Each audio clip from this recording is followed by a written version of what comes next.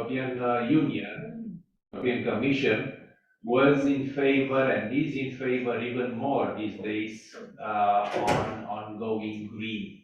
We have, 50 for 55 Green Deal, and also given the war, which is not so far from our borders, and also the lack of the gas and also the prices which exploded during let's say, this year and last year, then it means that we need to get prepared rather quickly for today, tomorrow, for the winter, and everything up to 2030 and beyond.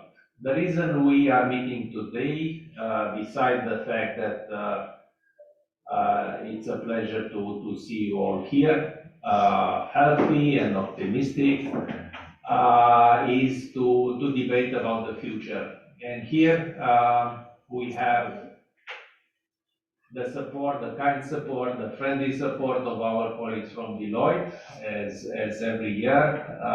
We all together worked on a study to design, having an inputs, the Brussels directions, our willingness, investors will to invest, also the Romania potential for additional renewables. So that's why we would like to share with you today the results of this study and to have the chance to discuss about it. So I will not spend more time, and I will invite our friend, our close friend, Mr. Giles Dixon, from Wind Europe to say a few words and to really show that he's always our supporter. Giles, you have the floor. Thank you very much indeed, Adi. Ladies and gentlemen, it's a real pleasure to be here in Bucharest with you again. Many congratulations on all the excellent work that you are doing here with the operation of existing wind farms in Romania, with all plans to invest in new wind here, in everything you are doing to explain to the authorities what measures need to be in place and what measures they should avoid putting in place in order to support the expansion of wind energy in this country. You've mentioned the war, Adi. It is absolutely clear in the European Union, in every country in the EU, that energy politics have changed because of the war. We've got to get out of Russian gas. That is happening very quickly. More broadly, we've got to reduce Europe's dependence on imported fossil fuels. And crucially, we have to accelerate the build-out of wind and solar in order to improve Europe's energy security. And everybody recognizes this makes economic sense, because importing gas from Russia or wherever is more expensive than generating electricity from homegrown, local, renewable sources, whether it is in Romania or anywhere else in Europe. So what has happened? The European Union has, since the war, decided it's going to increase renewable energy targets. National governments are increasing their targets both for onshore wind and offshore wind. The European Union now wants us to build out wind energy from 190 gigawatts, which we have today, to 510 gigawatts by 2030. That is huge. They want wind to rise from 15% of Europe's electricity today to 43% of electricity consumption by 2030. Unfortunately, delivering that expansion is extremely difficult today. First, there are too many bottlenecks in the permitting processes. The good news is that governments recognize they will fail to build out renewables if they do not tackle these permitting bottlenecks. And as part of the EU's new energy strategy, new rules are being introduced which will apply in every country in the EU, which will simplify permitting rules and procedures. For example, the expansion of wind and solar will now be treated legally as a matter of overriding public interest. Secondly, when it comes to species protection, the law will now say you take a population-based approach. You do not have to strive to protect every individual bird, animal, or fish. And thirdly, there will be a 2-year deadline in every country for getting all of the permits and taking all of the necessary decisions. And that 2-year deadline will cover all of the permits involved in building wind and solar, not just 1 or 2 of them. And the 2-year clock will start ticking once the environmental impact assessment goes in. And it can only stop ticking when the final permit decision has been taken. That will really speed things up. And Romania is going to have to move very quickly to implement these new rules. They are coming into force very soon indeed. But finally, I cannot stress strongly enough the importance of the Romanian government and any other government in Europe resisting the temptation to mess things up in the functioning of electricity markets. Everybody understands that governments have to support families and businesses who are struggling with high energy prices today. But there are different ways of supporting them. There are ways of supporting them that at the same time keep the market going for those who want to invest in new wind and solar. But then there are ways of supporting them that tear up the market and send all the wrong signals to investors. They might have been thinking of building wind in Romania. They see the confusion in the rules. They see the fact that revenues are much less than they were going to be. And crucially, that there's so much uncertainty about what the revenues are going to be, they turn away. Worse still, large companies that have been investing in wind in this country and that were thinking of investing more in this country have now decided to leave. That is the reality here, and the government must take stock of this and realize it's got to stop messing things up. Yes, it's got to support families and businesses, but it's got to keep sending clear signals to investors who want this country to deliver the energy transition that the government, in fact, so badly wants. Thank you. Thank you very much, Giles. Indeed, it's an exceptional time, and we need to have exceptional measures. I'm very glad that Brussels understood, got it right, and these measures are to be transposed by the EU states. So it's coming. We need additional investment. We need a way to go out from this situation, and this is what is happening these days. Thank you very much, Giles, again.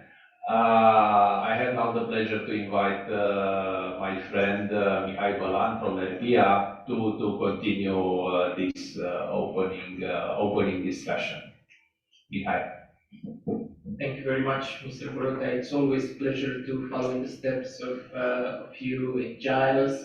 And we're here today to talk about the study about Romania's roadmap to 2030 in the REPowerEU scenario. And it's actually a study about our future, but our future is now. It is now because the only way to actually pass this energy crisis that we're surviving today is through investments. And we must say that, it's a study about Romania's secure future at the end of the day, because we're seeing what's happening these days in Ukraine, we're seeing what's happening in the Republic of Moldova. Lights are being shut off. We want a future in which society and economy will keep the lights on, and this will be enabled by quick and efficient investments in renewable energy sources, which are, of course, not only the cheapest and the cleanest sources of producing energy, but also the ones that can get connected to the grid the fastest. We have a very good foundation on which we can build in Romania.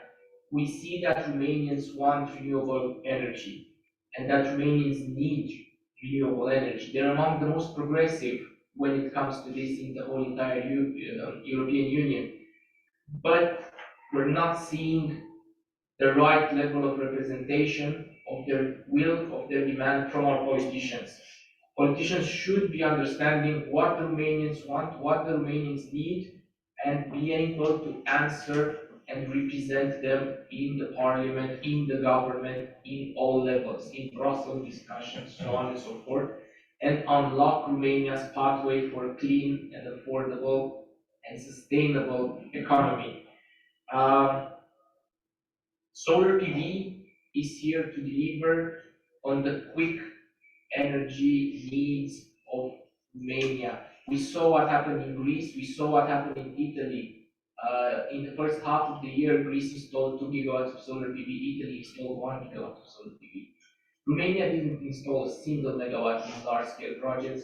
However, the prosumers are driving this market. We saw 200 megawatts of solar PV installed on rooftop this year, and this is only expected to explode as soon as authorities unlock and remove barriers. Wind is also here to deliver on the extreme volumes that will be needed by the huge increase in electricity demand over the next decades or so, in the direction in which we're heading of decarbonization, when it's not only the electricity system, we need to decarbonize the heating system, we need to decarbonize our transport, and we need to decarbonize our industry, because we have to face the energy crisis today, but never forget that we are facing at the global level a climate crisis, and investments are the only way of addressing all these at once. Thank you. Thank you very much, Mihai. Efficient as usual, optimistic as usual, as we all are today, right?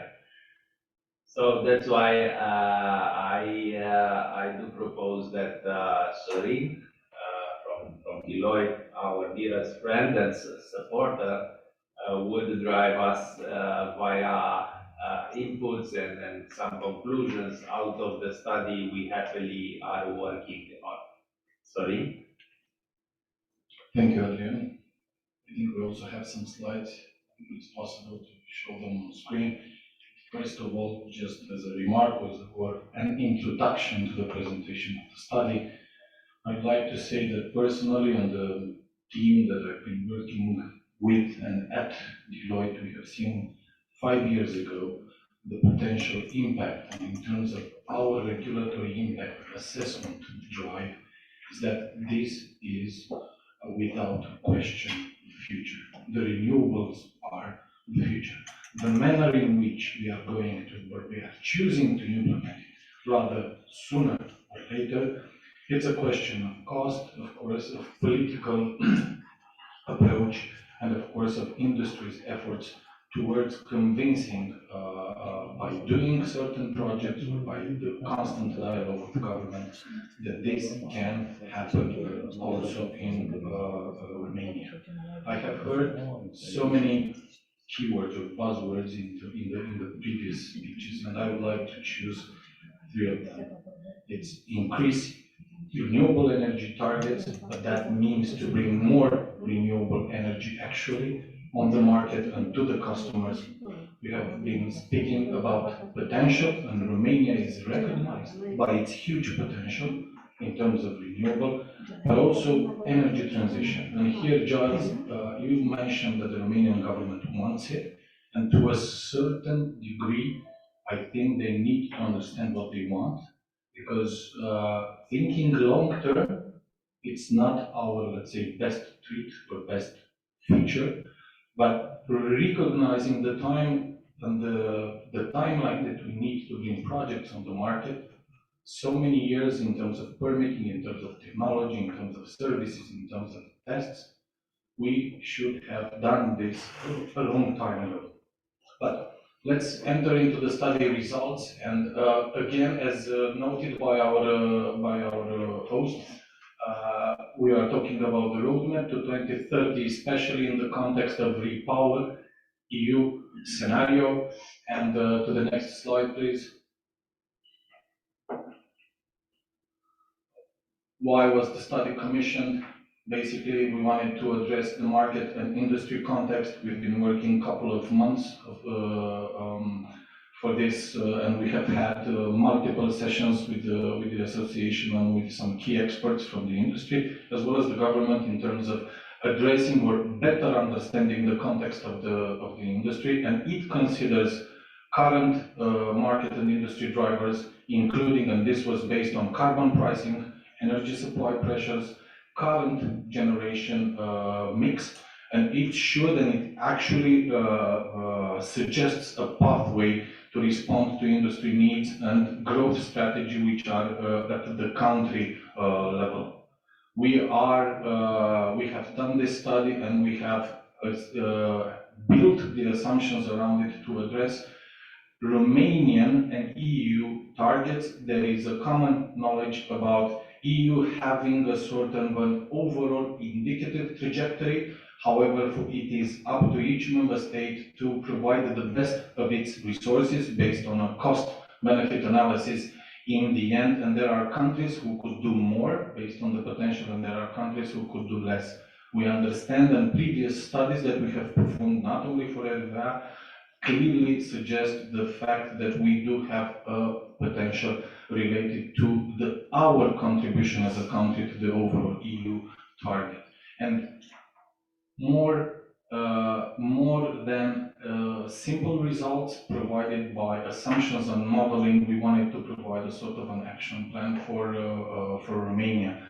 And the aim is to raise awareness among authorities and industry leaders on what we need to focus on, those key investment areas, and what policies and measures should we or should the government implement in order to reach that target. And indeed, one of the keywords, if you want, is the gap, because we do have a big gap to fill, and this is something that has not, from my perception, has not to be perceived in terms of a mandatory or in terms of something that creates an additional burden for us. And the study was developed just as a quick methodological description. It has been developed together with E3M. Basically, we are relying on the same instrument that the Commission has used in developing Fit for 55 and as well as REPowerEU projections.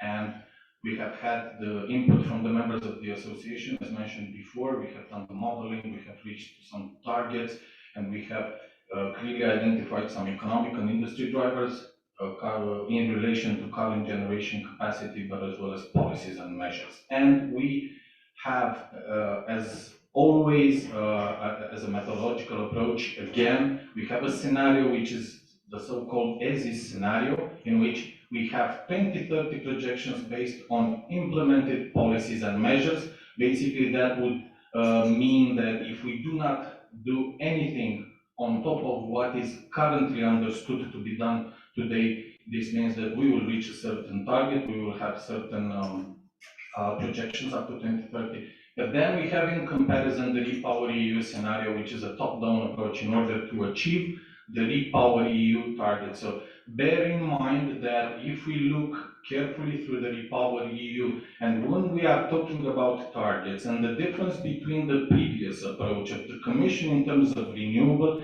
is that this is a complete and very structured package in which the level of the detail and the level of the mandatory requirements for the member state are extremely detailed. And we can go to the next slide, please. This is a snapshot of the main assumptions and drivers behind the projections. We have taken the installed capacities as of 2020, and there you see the current generation mix in a sense. To the economic context, yes, we do expect a GDP increase by 2030 in the Romanian case, as well as a decrease in the population. This has been based on national and EU projections.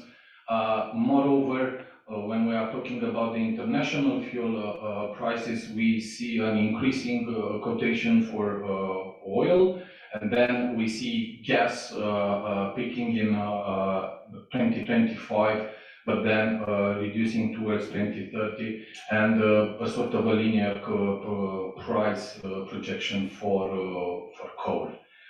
Again, when we are talking about drivers in terms of carbon pricing, this is one of the main instruments that even the Commission has put forward, and it's kind of into the center of their policies and measures. And we see that in the REPowerEU scenario, the CO2 certificates, their price are around 90 euro per ton in 2030. If we are looking at the policies and targets, basically, we wanted to make a comparison when we are looking at the left bottom table. We are now under the NECP with a target at 30.7%, whereas the REPowerEU goes with 45. And the current share of electricity, of renewable electricity in the overall electricity production is 49%. The current target on transport is 14, and in heating and cooling 33%. I will not deep dive right now in the characteristics of each sector, but you will see there under the bullets some of the assumptions that we have taken when performing the modeling. No commissioning of new nuclear by 2030, which is, I think, in line with the official expectations. And gas and hydropower evolution is based on known plans, and that does not include the famous REPowerEU ordinance, although we understand that, and we have taken the approach based on hydroelectric gas investment plans that were known before this ordinance. There is a slow phase out of coal. This is in line with the decarbonization law. And in the REPowerEU scenario, we do have like 640 megawatts still installed by 2030, which are reserved, let's say, for emergency, the famous strategic reserve. And on top of that, wind and solar, and as you will see moving forward, also storage. These were set to develop and to actually cover the electricity demand. And bear in mind that this is not a modeling based on a wishful thinking. We were looking at the prospects of the Fit for 55 package in a sense that there are so many connections in relation to renewable energy and decarbonization of virtually any economic activity. So in a sense, there is an interlinkage between everything when we are talking about REPower, and if at the bottom of the entire foundation of this construction it's not renewable electricity, then a lot of the pieces of the puzzle basically unfold and disappear. I think we can move to the next slide.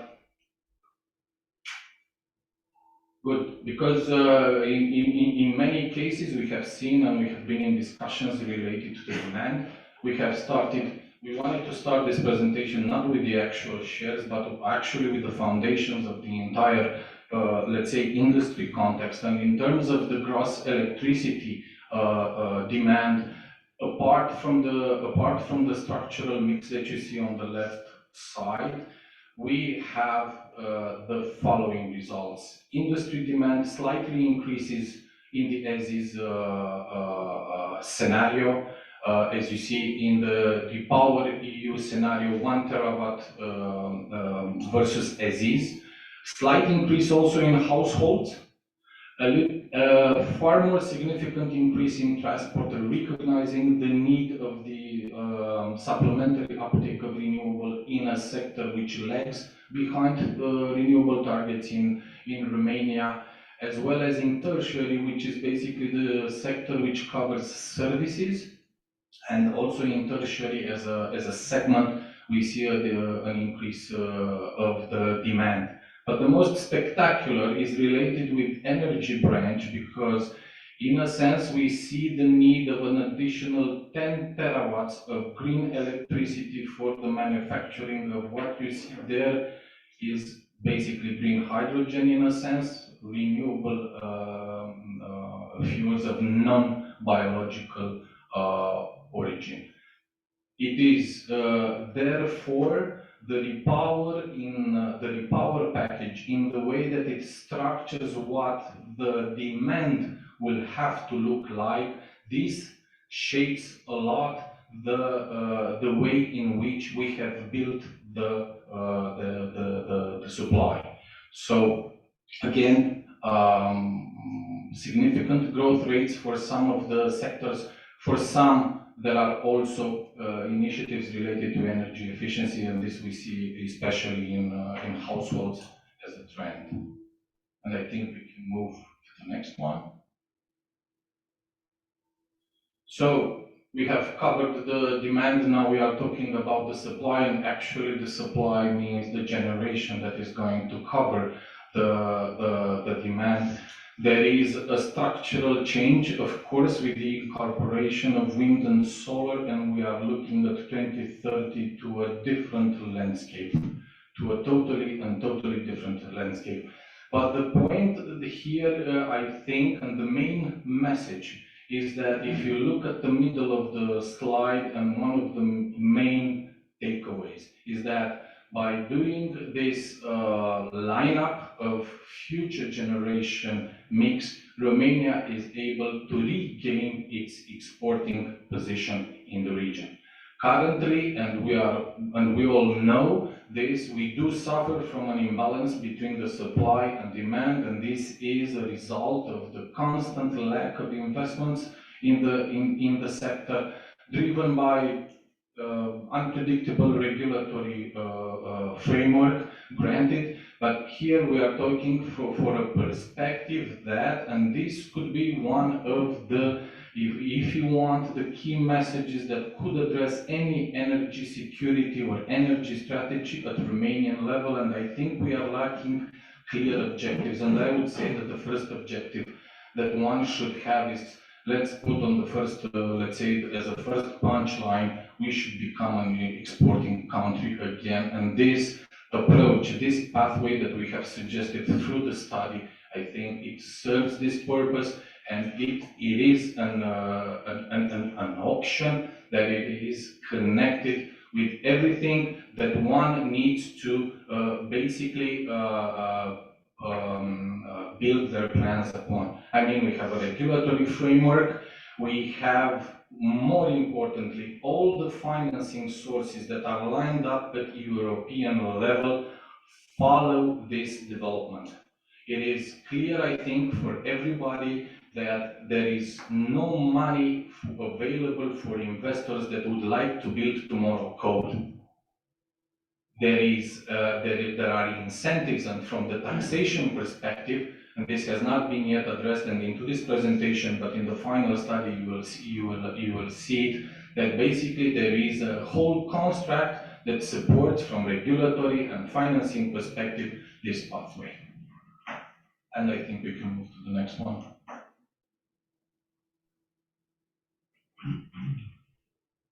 Well, a little bit of flavor on the operating capacity. I think this will raise a lot of eyebrows and interest, in a sense.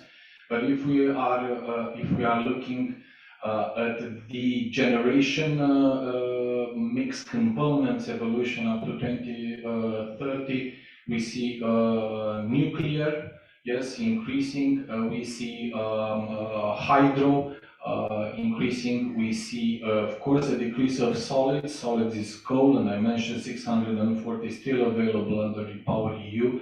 But also we see the significant increase in wind and solar. And yes, there will be 1 gigawatt of wind offshore in 2030. This has been thoroughly analyzed in terms of the potential, of the actual potential to really have the 1,000 megawatts there in the Black Sea. But as well, we need 10.6 onshore wind, which is versus 2.9 as of today.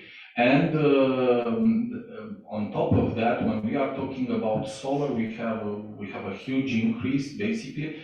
But here what we found interesting is that this split between rooftop, which is actually the PV panels that households, small industries, and even large customers are talking and rushing in today as a solution to let's say, to move away from the current energy prices increase. And we see also an interesting development in the utility scale. The numbers for SZs, again, are based on the assumptions that we have PNRR, that we have a sort of a market that goes up and down, and it is more like what we are experiencing today, one step forward, two steps back, in a sense. But again, when we are talking about what we need to address in terms of the demand and what we need to address in terms of the contributions towards the EU renewable target, these are the figures that resulted from the modeling. We have taken also a sort of a prudent approach towards natural gas. Indeed, those are installed megawatts. Numbers related to capacity factors and their actual contribution in the overall generation are yet to be disclosed. I think we can move to the next one. And this is something that we have discussed at length about it and consulted widely on what is another perception related to the variability of the renewable sources. Therefore, we have strived to match the current plus additional renewable capacity that we need to install in the context of the storage capacities. We see basically under the REPowerEU scenario more than 2,000 megawatts installed in batteries. And again, when we are talking about demand, the final energy demand in transport, one of the interesting factors that we have chosen to speak upon is that is mainly comprised of green hydrogen. So this thoroughly enhances, if you want, the scope of the production of renewable electricity. The overall approach is that, when we have performed the modeling, we wanted to keep a close balance, and this is an approach which has been also validated by other approaches in other EU member states, and in the end, it remains a sort of an development that the government should pay, together with Transelectrica, more consideration when actually allowing or designing capacities. But what we are actually saying in a sort of a nutshell is that storage by batteries can fulfill that or can close that gap of perception in terms of balancing the system.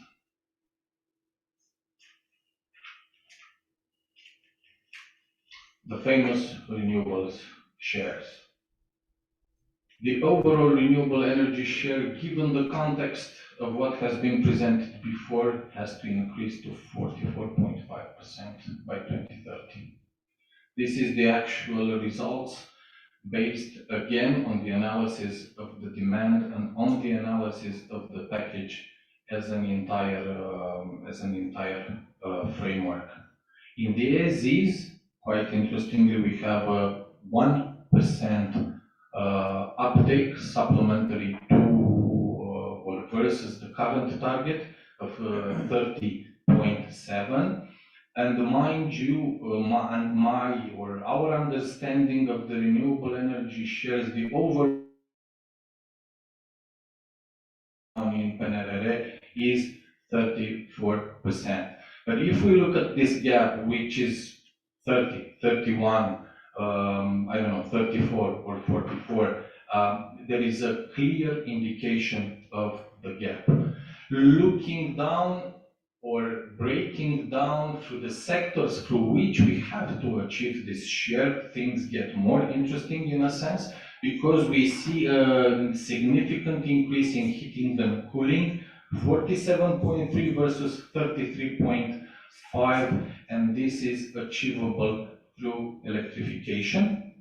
We are looking at the share in electricity generation, and it's close to 67%, which is a huge increase versus what we have currently today 49 to 50, and India is close to 52, and a spectacular increase in the rest in transport, where we are talking basically about doubling. The impact of the figures are also decided by the input of the green hydrogen in transport as well as in industry. According to our understanding of how repower is structured, we should have 50.5% green hydrogen in industry in Romania by 2030, and this should basically ring a bell in terms of how we need to approach, because these are huge amounts of green hydrogen and related infrastructure that needs to be built. All this hydrogen needs a green electricity source behind. So, in a sense, besides numbers, I think what we need to acknowledge and further discuss within the public space is this approach towards each sector, be it electricity, be it heating and cooling or transport, through which we can actually implement these targets.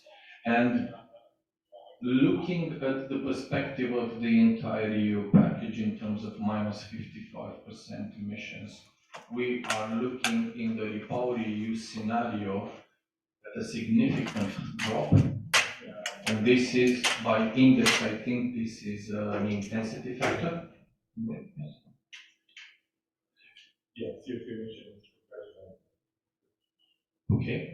What I would like to point out, and again, behind or besides the numbers, there is a significant decrease of CO2 in industry, if you can see it, as well as in maybe a little bit slower in tertiary, but then also in power generation.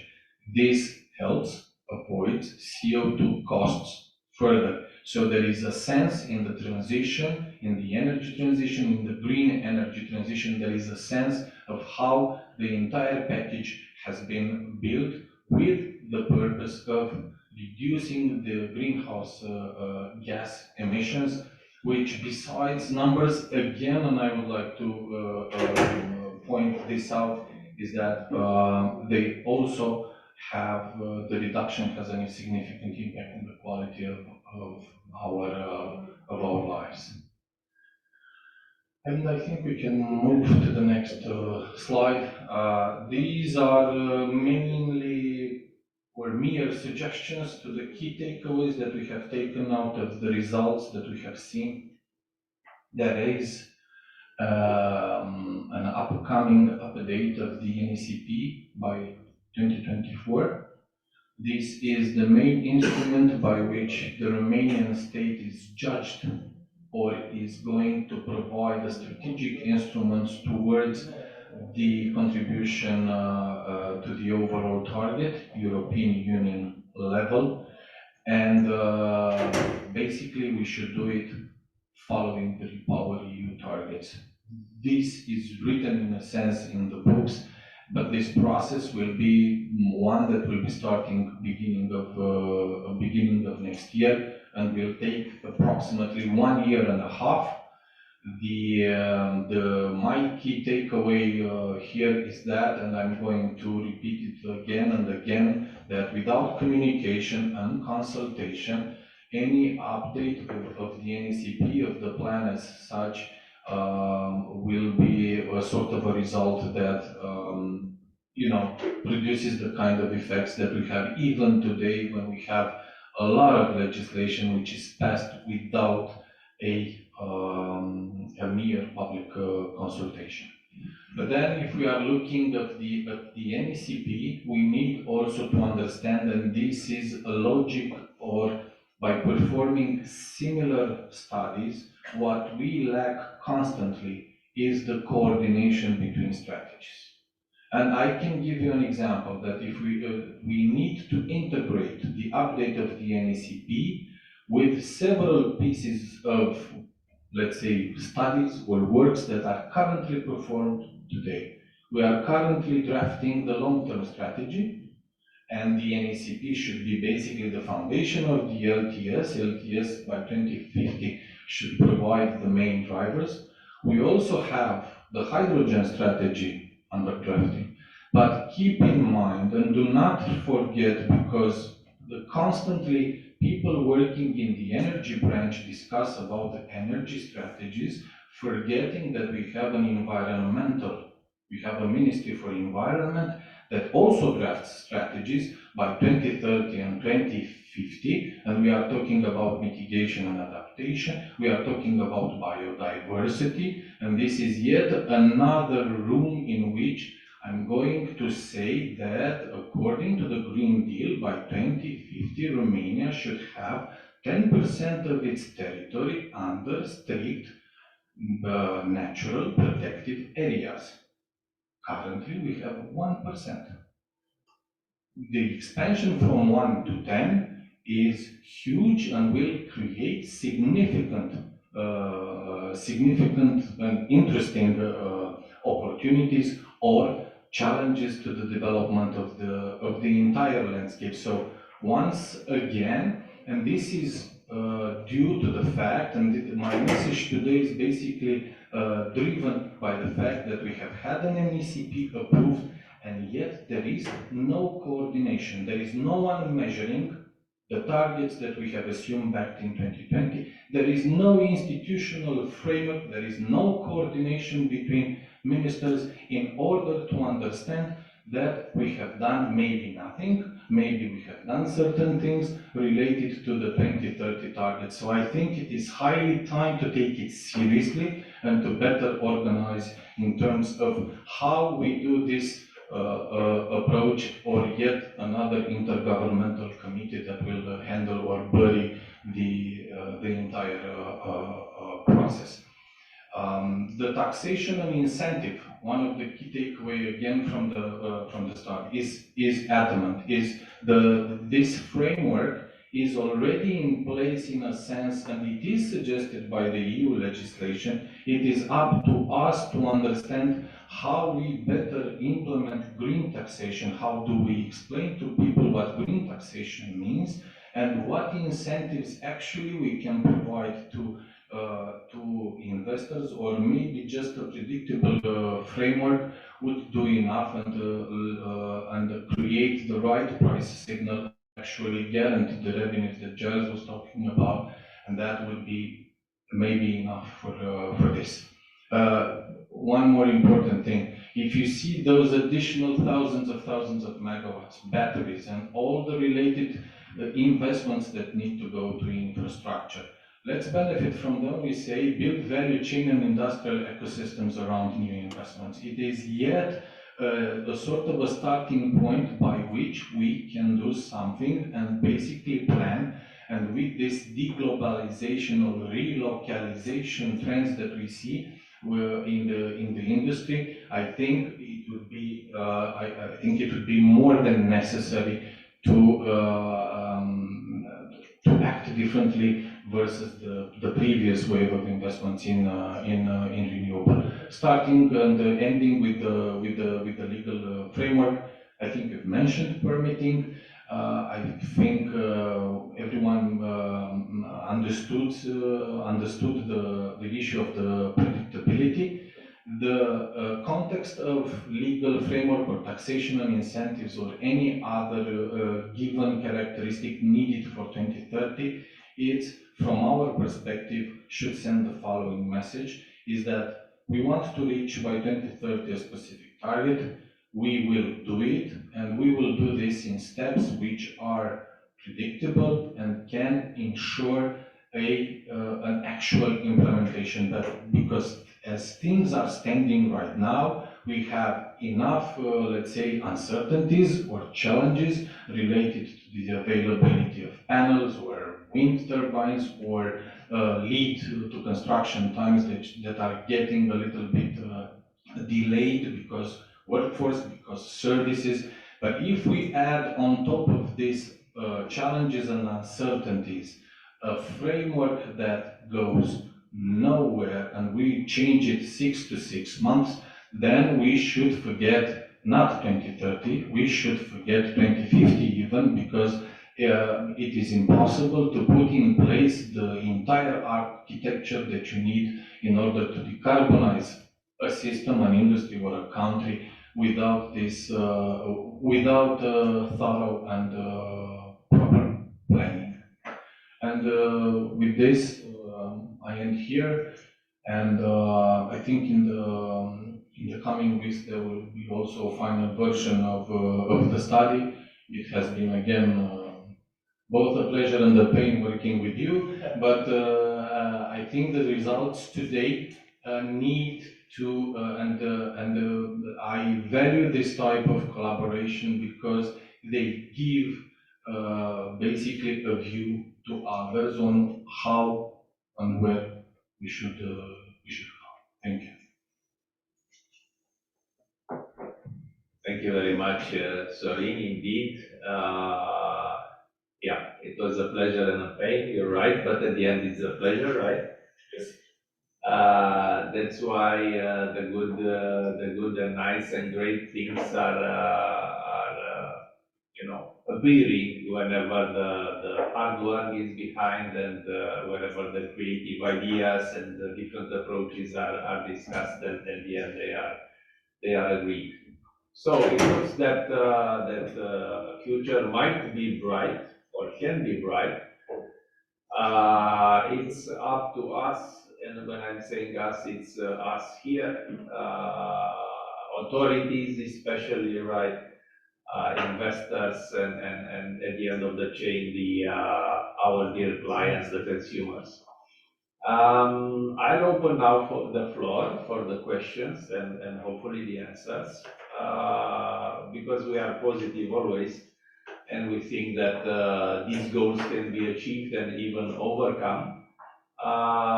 Let's approach also this stage of a question and answer. So anyone would like to break the ice is more than welcome.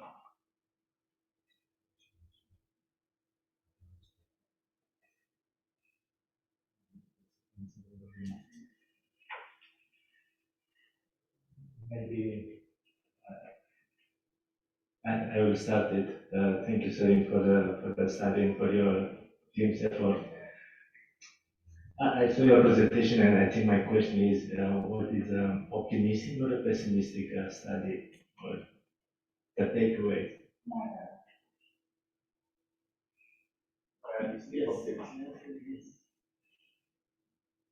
It's optimistic yet doable.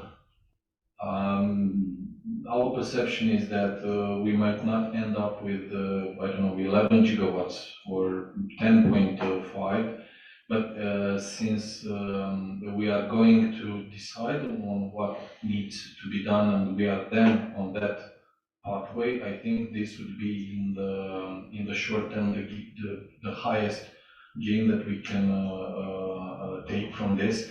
And granted, it is a REPowerEU scenario in which basically this crisis ends, we are all in the same train and working towards all in EU towards the same objective.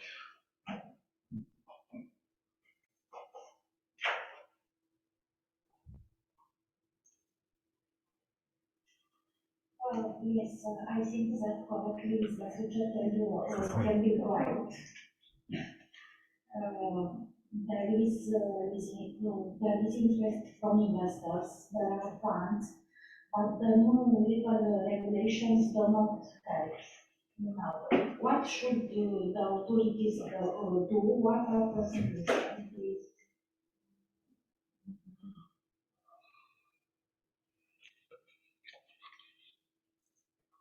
So we need to ask authorities, right?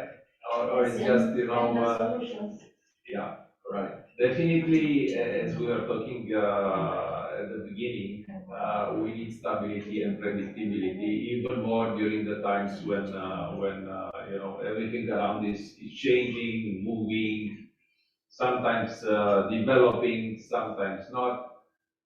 We need to have our way forward, and this is one one target that should be achieved, can be achieved, and it will be achieved, right? And let's be positive on that. Our message to authorities is that definitely we are here, like, producers, investors, mass media. We are all supportive. We would like to do things for the sake of everybody in Romania. Of course, with the, small differences, like investors, they are looking to first to recover their investment and hopefully to receive a reasonable profit. Authorities to put the burden as low as possible to electors slash consumers, right? Consumers would like to have the lowest reasonable prices, which is also okay. So each stakeholder has its own agenda, its own priorities, and we should all together respect each other and make the environment correct. This is the most important. If you want to build trust and to keep the trust at the level that would allow all these investments and plans and dreams and to become real, is that you need to first build the trust and then keep it there. And first step towards that is to be correct. To be correct, and here I'm talking about, as you were mentioning, about legal changes, too many changes, not in the right direction, sometimes are not helping. And it's also a feeling for the investors that tomorrow might be again something changed, not necessarily in a bad way, but too many changes are too much. So they are really starting to look into other directions. I'm not talking about energy or railroads, but rather not Romania, but some other country. And this is a pity. This is a pity for us. This is a pity for everybody involved. We are trying to push the things forward as association. We are trying to convince authorities and to be proactive and to get involved into all legal changes at very initial stage. Sometimes we are stimulating changes over there for the sake of everybody in Romania, including the state budget. As you noticed, the biggest winner of the last 2 years is the state budget, because prices are higher, everything else associated with that, like taxes and contributions are higher, and this is a good thing. I am not saying that it's a bad thing, but at the end of the day, everyone should cover its costs reasonably, and also hopefully to have some kind of small or reasonable profit. This is the aim of a commercial, of a company, let's say. And then to look the other way around and to see how the consumers can make it, if they need some additional support, subsidies and so on, then you pretty much look in your state budget pocket and say, I do afford to compensate, to subsidize something like, I don't know, 10 RON, 100 RON, whatever, and then put everything together. I mean, like in theory, it's simple, and I would like to state to behave or to start behaving like a private entity, to try to look in their courtyard, to help the privates who are the biggest contributors to the state budget and so on. But, I'm dreaming quite a lot. Usually I'm realistic, optimistic, as we are talking. And I'm not here to talk about the whole story or the whole humanity. Even we will have sometimes maybe during the break to talk about everything else than this one. But today we have this path to 2030/2050, which looks very far, but it's around the corner. We need to really make sure that the following legislation will not destroy further the trust of investors. This is really, really critical, I would say. And this is not to wait for next year, but December should be the month when at least the biggest mistakes up to now should be corrected. Should be corrected. This is it. Otherwise, starting January, we might face, as there were announced few of them, that some companies will either close their doors or exit Romania or whatever, insolvencies, bankruptcies, and so. And this is really not the right moment in the middle of the winter. Hopefully, it will be a mild winter. Besides the fact that we don't have enough electricity to have some producers shutting down, because it's cheaper to not to produce than to produce. So this is really something very obvious that should be corrected very soon. And then today we have the burden, and we don't have enough capacity like cross border to import too much. What if some producers will disappear, the existing ones? Then the cross-border capacity would not be enough, even not like before. So it will be a tough winter, and the following ones most probably will be even tougher. So we need to first, and I'll conclude with that because I'm talking too much. It was supposed to be question and answers, not a speech like in the mirror. We need two things. First thing is to secure the living of current producers, and now I'm talking about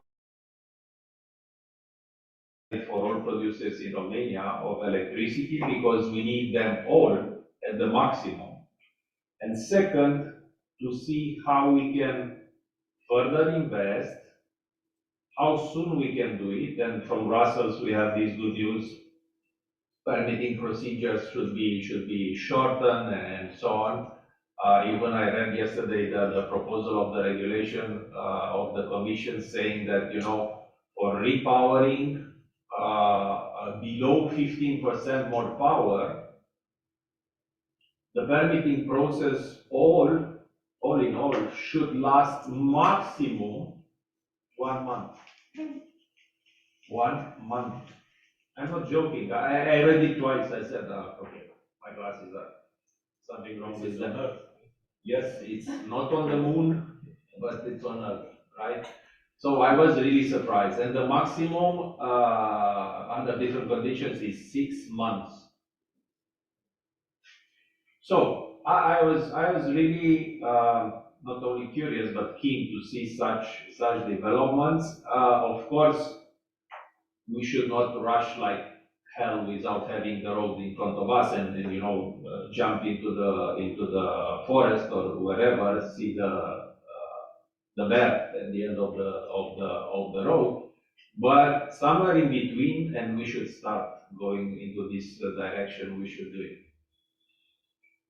So, Gata, we have the questions. It was the right speech just to have our questions. Thank you. Very informative and very challenging. I start with a short conclusion. I find terrifying this report, but I suppose that it is very useful to know where we stand, so that we're not get frozen by fear tomorrow.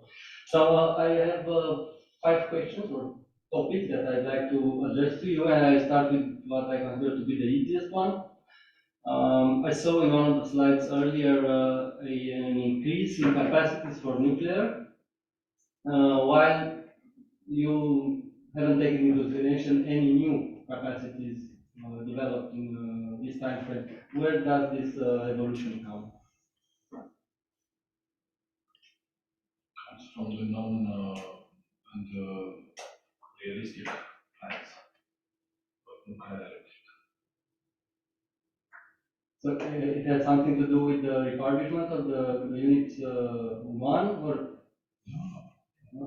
It is, because we are talking about 2030, yes? Yes. And 2030, we do have still 1 reactor, unit 3, presumably, and then unit 4 in 2039.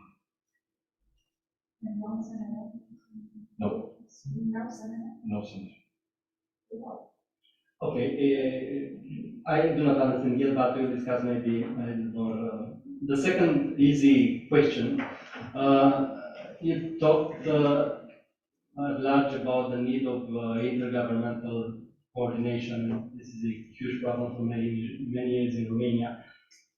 Still, this year in April, I think it was founded this Interministerial Committee for Climate Change, and in June they had a first union. We also have this committee at the presidency of Romania, which is supposed to drive, to support, I don't know, the discussion in this respect. Are you familiar with any consistent meetings of this committee? Are you part of this discussion? To some of them, yes, personally. Still, at this point, we need to. My remark was done in the context of the coordination of the results of at least 3 key studies that need to be performed by the Romanian state. And this is LTS, hydrogen, and NCP. If we have like 3 consultants with 3 different studies and 3 different approaches, then it will not, in my opinion, it will not lead anywhere. Yes, for me, it's quite new disinformation from the Green Deal and its obligation of having 10% of the territory protected. I cannot see any way through at the moment, and it's very, very complicated. And I think the next question is a little bit more complicated than the first. Please, sorry, develop a little more on the numbers you use for the REPowerEU scenario. I'm not quite sure that I know how mandatory these numbers are for Romania. All the numbers in the slide were for Romania. Are they already established? Are they subject to further negotiation at national level, Romania with Brussels, Bulgaria, Brussels, and so on, or not? So there is a difference between the indicative targets and mandatory targets at subsector level. That is why we said that the package provides not for a sort of an overall renewable energy share per country. Now the difference in the approach of the Commission is to go at sector level and, for example, place a sort of a green hydrogen share on industry. For each country? It's not for each country. It is for each country to decide how they can mix certain policies and measures in order to achieve a certain target based on their potential, looking at some mandatory national/sectorial targets. So it's a combination, it's a discussion that could take like for 3 or 4 hours. But the point is that we were looking at how the demand and how the supply should be structured to follow the regulatory requirements. So there are minimum requirements based upon which the modeling was built. And that followed 1, mandatory, 2, indicative, based on statistics, based on what we currently know, and based on future policies and measures that have chosen the least cost option for the country. So it's a mix of. Can you say that you made an interpretation on the possible ways Romania might choose in order to build this scenario? It's not an interpretation, it's actually a choice. And the choice is... the government might take another choice and the numbers will change? Yes. Thank you. Another question related with the comment made on Romania regaining its position as a net exporter of electricity in the period after 2025. Have you also analyzed the demand and supply evolution in the region to check if Romania will have the clients for these expected exports? I don't know, for example, what happens in Bulgaria, what happens in Hungary, what happens in other countries, because Romania might have the capacities but not the market for being an exporter. There is a huge market, and at the regional level, if we are looking also to interconnected NSOE, we could do more. So there is an increasing demand. Again, everything else, anything in the future will need green electricity at some point.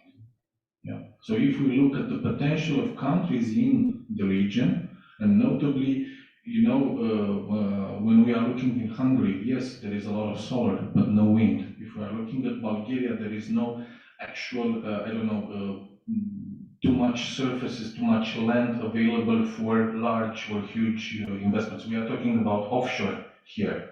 Yes. So there is a tremendous increase in the demand of green electricity. Thank you. And the final question, I think that is the most pressing for these months and next year. Any of you, do you have a short answer for the short-term solution to accommodate some gigawatts in intermittent renewable capacities in the next 2, 3 years, 4 years maybe, with a smoothly functioning energy system in Romania?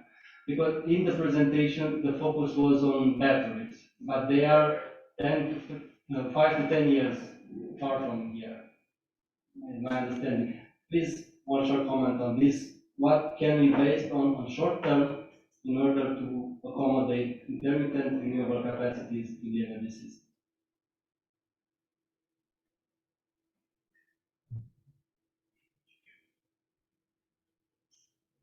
Thank you, Gabriel, for this question. Well, I'm here to start because actually solar is going to be the first technology to respond to this. We're going to see the first several hundred megawatts being connected, several hundred megawatts being connected to the grid this spring.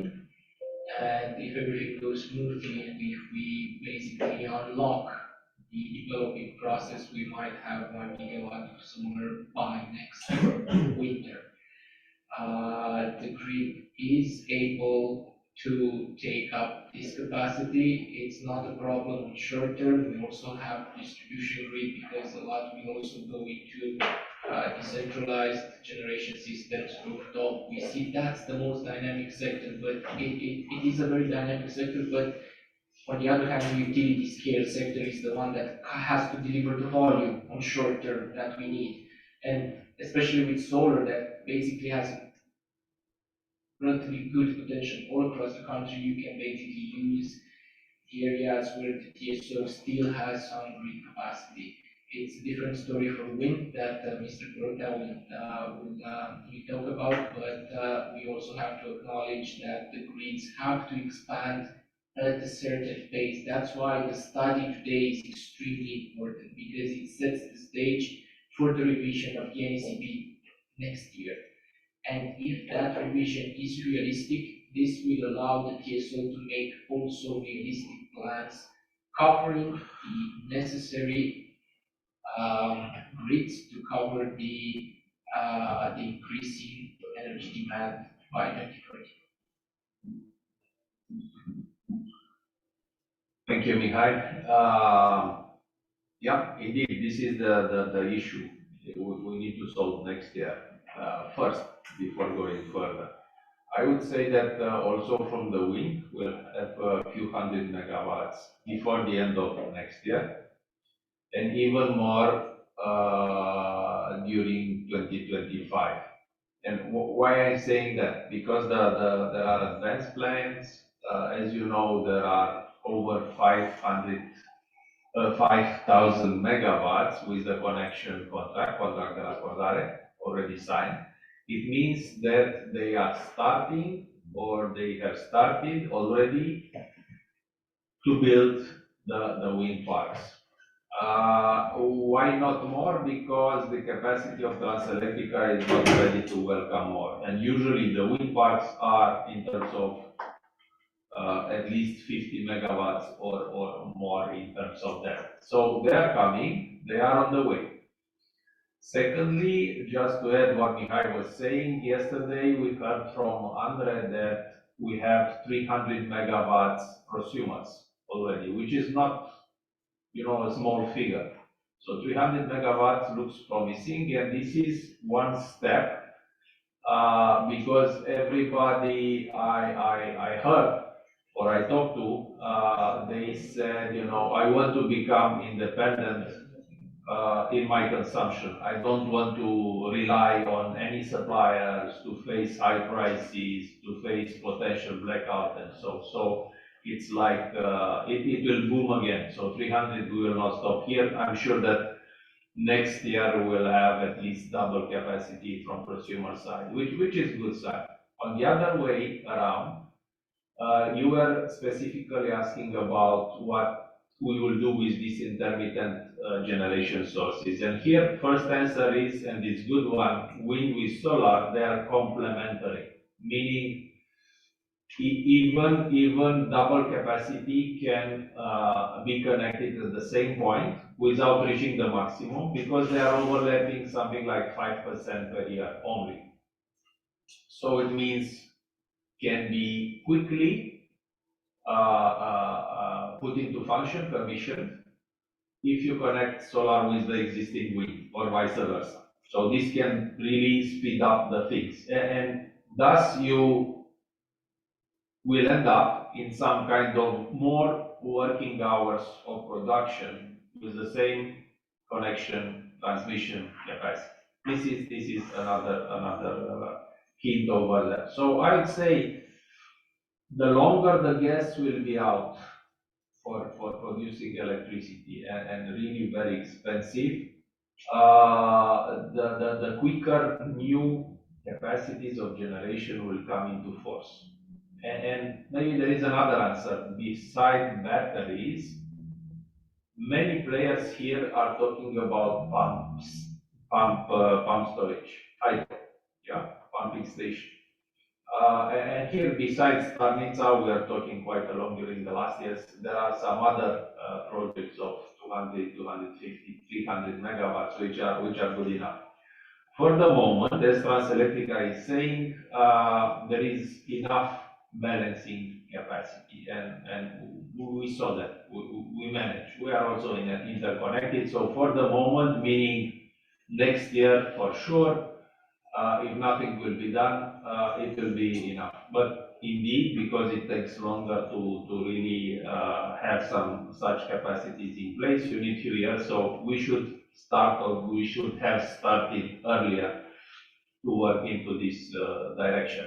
And the last idea is that hopefully the war will be over. I don't know when, hopefully yesterday. But let's say next year somewhere. I'm sure that the gas will be back and we will be cheaper than before, just to give us a change, to change our mind from going green. So this available is just a theory. Don't get me, like I don't know. If I would know, I would tell you. It's just a theory. But if the gas will be available again and it will be cheap, then this will slow down maybe the way forward onto renewables, but it will give additional options to consumers, to our clients, which is also good news. So they will have more time to really get prepared. The networks, the balancing, time to really go with the constant speed into the right direction. And 2030 is good enough for that. It's not 23, 24, but 2030 is good enough. My perception of the near future. So, two short questions, two long answers. Thank you. My pleasure. Let's pick up someone from the audience, from the online. If there are some questions over there, we'll be happily answer or try to answer at least to them. Cameli, avem întrebări online?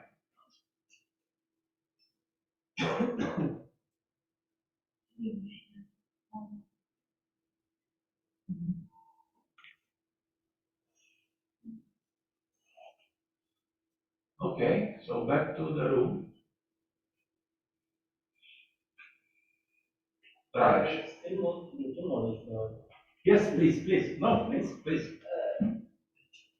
I will comment on your comment earlier regarding the war in Ukraine, and I will say, beside the gas approach, also cheap electricity will come in huge volumes, most probably from Ukraine.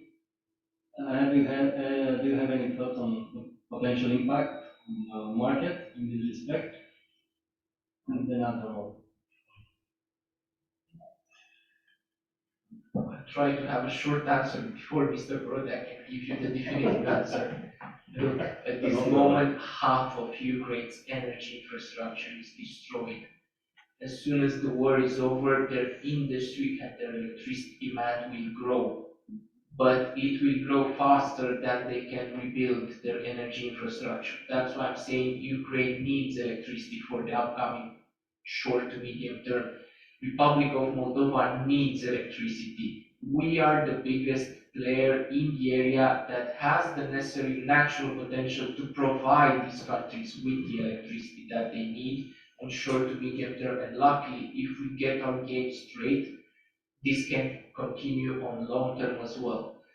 Because we have to take advantage of the first mover position in this area, and it's not only about onshore resources, it's about offshore as well. And this goes hand in hand with developing a value chain. We're in a great position. We just need the vision, the strategic governance, and the coherence in our policies to take advantage of this. And now the definitive answer. I do subscribe to what you were saying. That's it. Thank you. And on top of which, of course, the following half an hour I'll talk about it. No. I'm kidding. I don't want you to get bored. Just one idea, and that's it. As Sorin was saying earlier, the whole region needs additional electricity. So we'll have the potential to go to south, to the west, to the north. So everywhere around there is a lack of electricity, and even more, we didn't talk yet about electrification, which is coming. Get rid of all pollutant, non-friendly, environmentally stuff, and switch to electricity. If you remember, here we have the cogeneration today.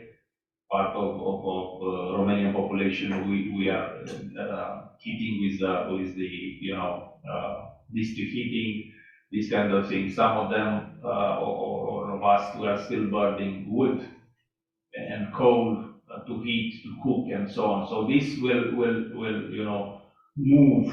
I don't know in how many years, but it's into this direction, into switching to electricity, which should be affordable, reasonable, accessible, and whatever Brussels is saying.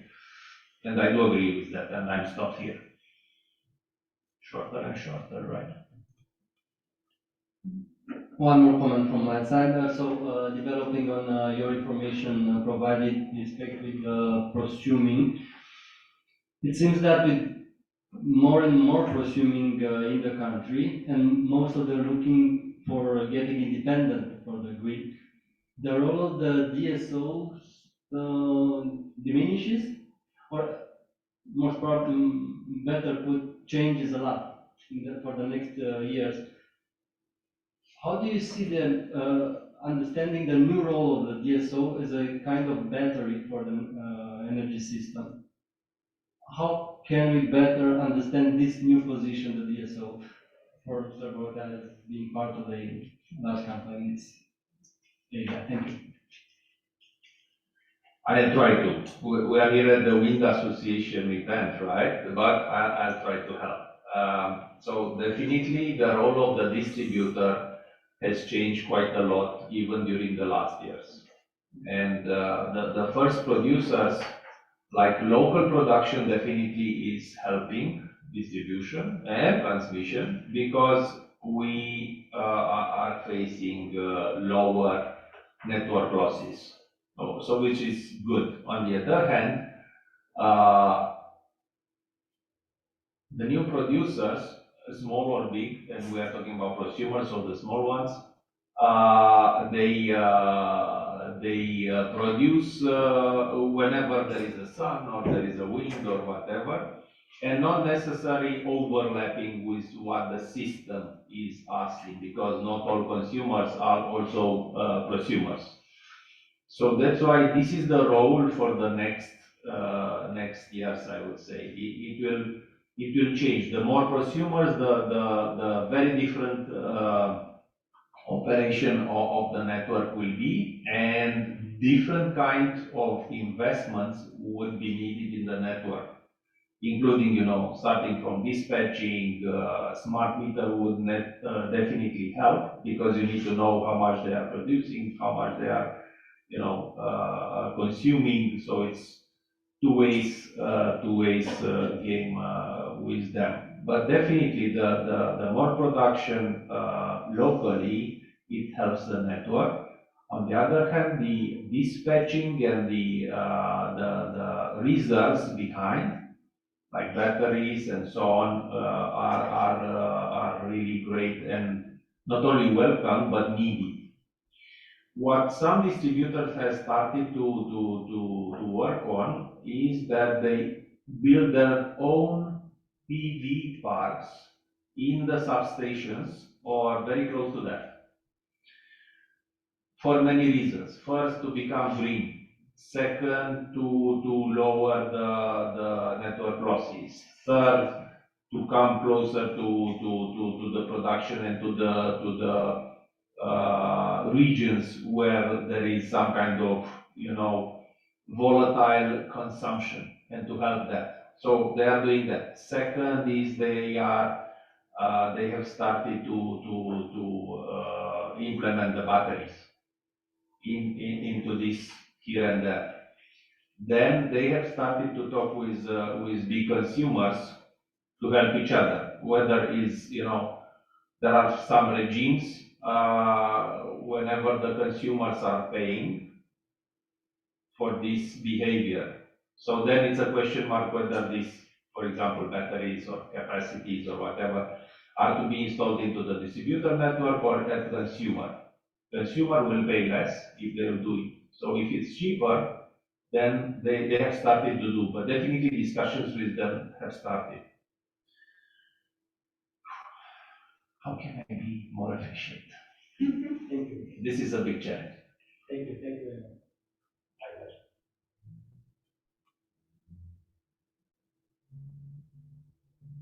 Camelia, any audience, any online active? Not yet, but okay. Any other from this side of the table?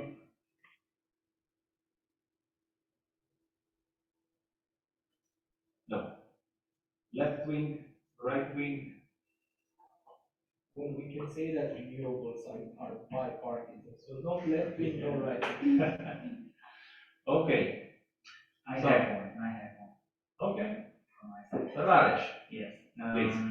How can we ensure that all the supply chain needed to grow our renewable capacities can be put in place here in Romania? Because we know if we want to build all these capacities of renewables in Romania, we will need a stable supply chain and not depend maybe on third countries and so on and so forth. But from my first guess is that the regulatory framework, which is unstable on the generation capacity, creates this uncertainty also on the supply chain. But what can we do as associations, RPA and Airware?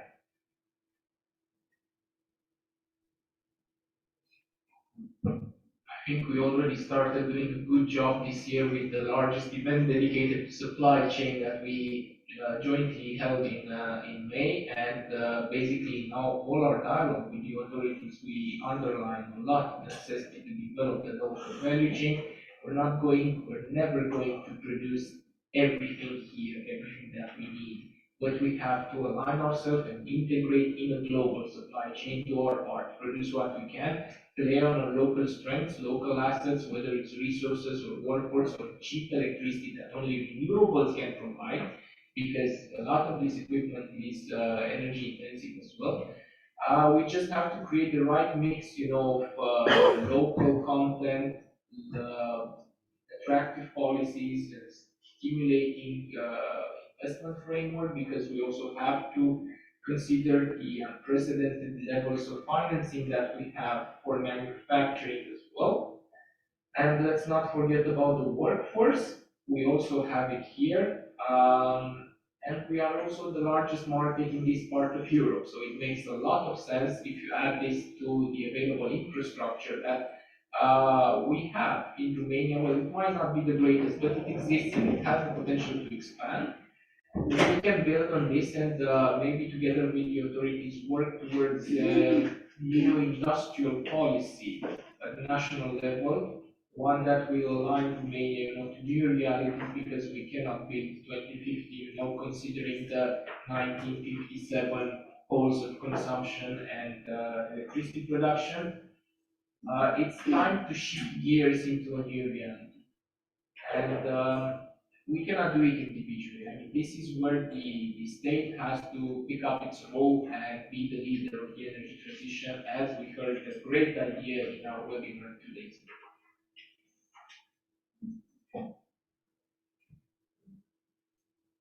Just to continue the idea, we had discussions during our last May event with turbine manufacturers, with solar panel manufacturers, with the ones to bring here in Romania the spare parts, for example, inverters and some other parts. Of course, we do not have everything, even though we have quite a lot.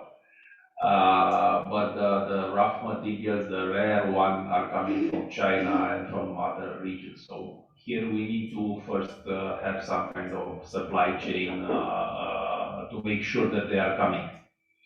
And then all the others manufacturers, they said it's interesting. We would like to do it because the trend was from Europe like outside, where it was used to be cheaper and blah, blah, blah. So they are happily coming back into Europe again, because there should be some kind of support for that. It's something like we would like to become independent, right? Like Europe. I'm not telling Romania, I'm telling Europe now. So they will do it. And second, or the last point is that the state should offer something for that. Yeah, beside the investors, beside the willingness, beside the needs and so on, authorities should do something. What? I don't know. Say, welcome, I'm interested in having some kind of whatever, joint venture, or to offer you for free the place or connection, or I'll give you no tax for whatever years, something like that.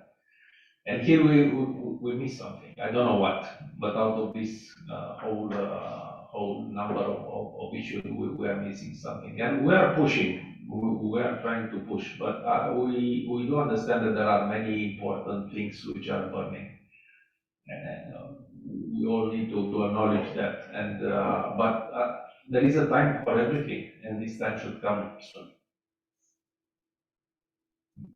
I might just add, related to what we should do, is to actually consider the competition. 1 year ago, we could have said, that Europe is the go-to place for innovation, green technology, and so on and so forth, and we are the most progressive ones. It seems now that the biggest competition comes from the United States, and if we want to be competitive, because a lot of equipment manufacturers are now pulling out of Europe and going to the United States because of a very efficient incentive-driven policy, carrots instead of sticks, in a country that also has cheap electricity to ensure stable manufacturing chain. And we have to acknowledge this competition and see if we can also become a bit more dynamic, just like Yeah, I have a question. I am Dana Dines from PNE and board member LVA. I have a question for Sorin Elisei from Deloitte. So regarding your study, so Deloitte as a consultant, how would advise or and guideline the authorities to, let's say, implement, or the market, to implement the results of this study that you presented today? How you will advise the authorities to, let's say, create the legislative framework to benefit of all these new capacities that we saw today here on the screen, so that the country and the people could benefit of. Of course, I don't repeat now about the context, the crisis and everything. Thank you. No, thank you for the question.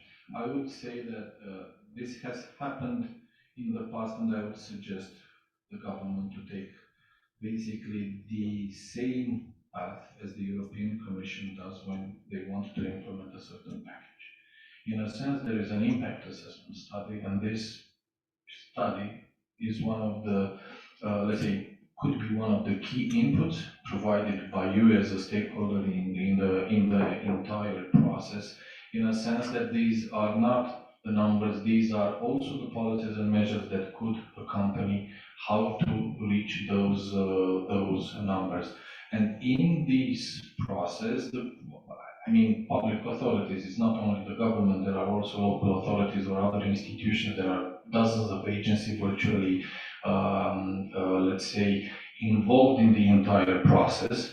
And they should, as we pointed out in the key takeaways, they should basically have a framework to come together. There should be a common database for everybody in terms of strategies, but this study is a sort of testament, or if you want, an instrument on how can they reach. And I think we should be past the point in which couple of years ago we said, no, this is not possible because we need to do this, we need to do that. But there is a certain how to say, degree of openness from the public authorities today versus 5 years ago. There has been a sort of a progress. It's a slow progress, but still we are talking about a progress. I think we should have embedded in our DNA to talk to each other, to consult and bring all relevant stakeholders at the table. And as Mr. Borotos pointed out, all we need is to respect each other.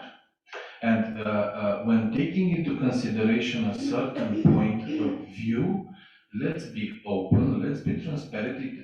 We do not have to exchange ideas about, I don't know, direct or some things that we need to, in a sense, there is no need for a confrontation between the industry and the government. There should be a partnership. And I think that the role of the study, and as we consultants, we've been working both for government and both for industry. There are certain challenges on each side, but we see that the most positive thing about roadmaps and plans is that they give you predictability. This is, I think, what investors are looking for. This, I think, the government should look upon in building revenues, in building certain strategies for industry. But if we are like always focusing on what's happening tomorrow or what's happening in the next hour, actually, in terms of crisis, we need to step out a little bit out of this picture and think about in forward terms and in a far wider perspective, because otherwise we are going to reach the same crisis 4 years or 5 years from now, or the current crisis will not end. For people that have been in the energy industry since 1995, please, one of you tell me that you have not seen this movie already. So this is happening all over again because, in a sense, we might lack the courage and the vision to step out of this, get with the long-term plan. On the other hand, we should also understand institutions and authorities which are lacking resources, which are lacking institutional capacity, unfortunately, and this has to be also taken into account when discussing with them. Thank you so much.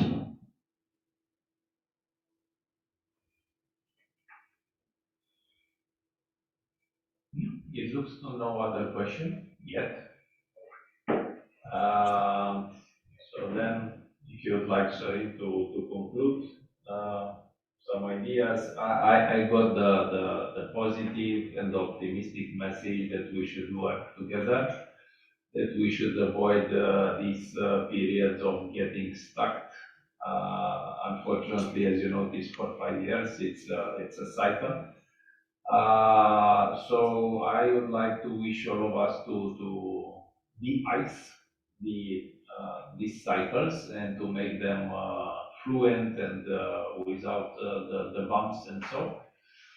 I'm sure that our roadmap prepared all together according to all the rules and requirements and giving us a place in Europe, the right place over there. Definitely on our side, we are going to work on it. We are going to fight for it. And not only us like association, but also our members will do it in their ambitious plans. Because we do understand that first it's needed, second it's green, it's for us and for the future and for our children, and it helps also the other. So why not? We need only to make it reasonably economically profitable, to convince our shareholders, our investors to come and do it, and to secure the way all around until the end of the asset from the support given to authorities and so on. But definitely the roadmap, it's very important. It's showing us some kind of way to reach our goals, and we need to respect it first. And second, to really be in the right place with the right speed and to reach the final goal. And this is our task as it has been already for many years to convince authorities to keep the pace and to really reach the goals and to do it together with us. I'd like to thank you very much, all of you, for the questions, answers, for the very pleasant meeting here physically, and for you. I would like also online to thank all participants out of that, to really assure you that we are doing our best to really promote the interest of the association, of our members, and we will continue to do it like that. Thank you very much, Sorin, and your team for the big effort. We know that it has not been easy at all to work with us. We are, nobody knows, and I'm sharing secret with you. We have high hopes. We are not always using the same path because we are adjusting always, and we are dragging into such brilliant dance also our dear consultants, and for this we would like to really thank you.